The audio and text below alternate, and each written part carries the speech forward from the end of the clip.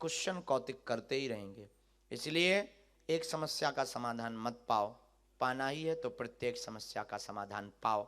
और मैं तुमसे बहुत बलपूर्वक माय डियर मेरे प्यारे पागलो बहुत जोर से और बालाजी के ऊपर अटूट भरोसा करके बोल सकते हैं हम, और बहुत गर्व के साथ बोल सकते हैं कि अगर तुम बागेश्वर बालाजी के हो गए तो तुम्हारा ऐसा कोई प्रश्न नहीं जिसका हल हनुमान जी के पास ना हो।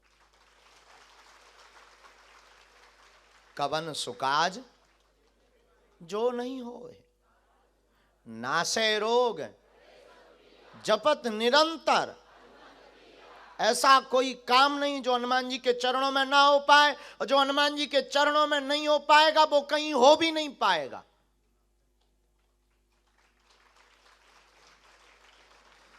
मेरे पागलों, दुनिया की सबसे बलिष्ठ शक्ति का नाम है हनुमान जी, और हनुमान जी की शक्ति के सामने कोई टिकता नहीं है। और हम तुमसे प्रार्थना करेंगे, तुम मौका गवा रहे हो, समय गवा रहे हो, आज और अभी से तुम सदा सदा के लिए अपने परमात्मा हनुमान जी के हो जाओ।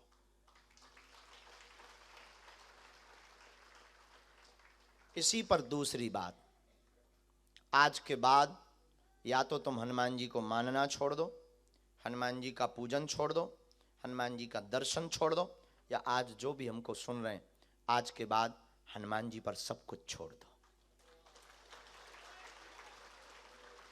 दो में से एक काम करो, या तो मानना छोड़ो या हनुमान जी पर, या तो गुरु को मानना छोड़ो या फिर गुरु पर ही सब कुछ। दुविधा में मत रहो। तुम इसलिए पागल हो क्योंकि तुम दुविधा में हो, और तुम इसलिए परेशान हो क्योंकि तुम मानते भी हो, और तब तक कोई तुम्हें दूसरा भगवान दिखाई पड़ता है तो चमत्कार के चक्कर में तुम उसके यहां भी माथा घिसट देते हो। हम तुमसे प्रार्थना करेंगे, तुम्हारे सनातन में ऐसी कोई कमी नहीं जो दूसरे मजहब में तुम्हें झांकने की जरूरत पड़े।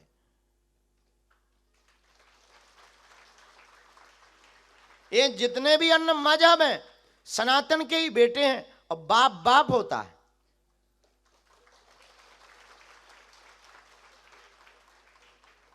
और सदा से हम एक बात बोलते आए, और तुम्हें फिर से हम सदा से एक बात बोलेंगे, आज के बाद अपने मुंह को और अपने मन को सदा सदा के लिए बालाजी के चरणों में जोड़ दो।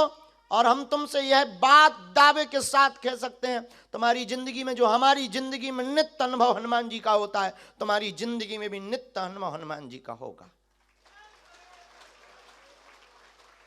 ना हो तो कहना, नित्य अनुभव आपको हनुमान जी का होगा, चाहे साकार रूप में हो अथवा निराकार रूप में हो, अथवा आपको शब्दों में अनुभव हो या आपके साथ घटित घटनाओं में अनुभव हो। ऐसी कोई गली नहीं है जहां हनुमान जी विराजमान ना हो। हनुमान जी का नाम अंजनी पुत्र पवन सुत नामा है, और वो पवन पुत्र हैं, और पवन का मतलब हवा, और वो हर पल श्वास के रूप में तुम्हारे साथ है। नमस्कार। जय श्री राम। बोलो। जय सिया राम, जय श्री राम, जय हनुमान। जय हनुमान।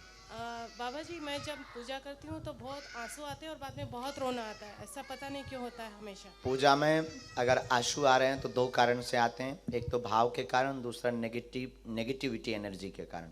अच्छा। नकारात्मक ऊर्जा के कारण। भाव के कारण अगर आंसू आते हैं तो कहीं पर भी प्रभु नाम लेंगे, अपने आप हृदय कंपन होने लगेगा और प्रभु के प्रति तड़पन प्रारंभ होगी। नकारात्मक ऊर्जा के कारण अगर आंसू आ रहे हैं तो शरीर में जैसे कोई शरीर को जकड़ रहा हो, ऐसा अनुभव होगा। तो आंसू आना बुरा नहीं है, भाव से अगर आ रहे हैं। तो अगर भूत के कारण आ रहे हैं तो धाम के दरबार में बैठो, से चमीटा खाओ। अच्छा।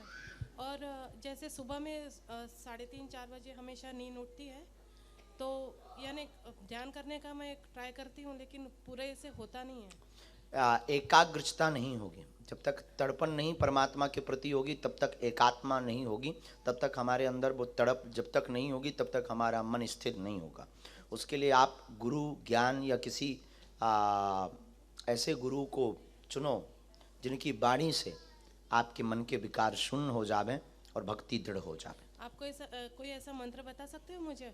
हमारे जीवन में तो ओम बागेश्वराय नमः, ओम हम हनुमते नमः, इन दो मंत्रों के बल पर ही हम आपसे बात कर पा रहे हैं। नमस्कार। जय श्री कृष्ण। जय श्री कृष्ण। जय हो माँ, बैठो।